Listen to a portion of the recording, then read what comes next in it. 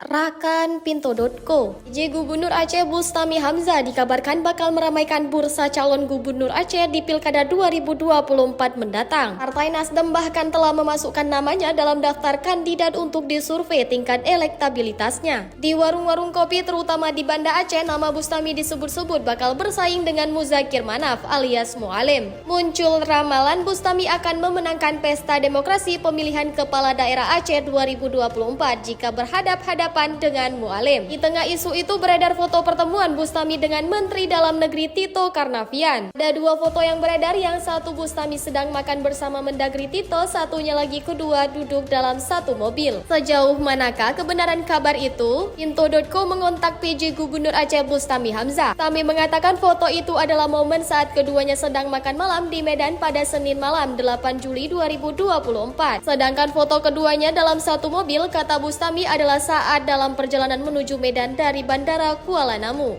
Mendagri Tito secara khusus mengajak Bustami untuk naik dalam mobil yang ditumpanginya. Entah benarkah itu isyarat Mendagri Tito merestui Bustami maju di Pilkada Aceh?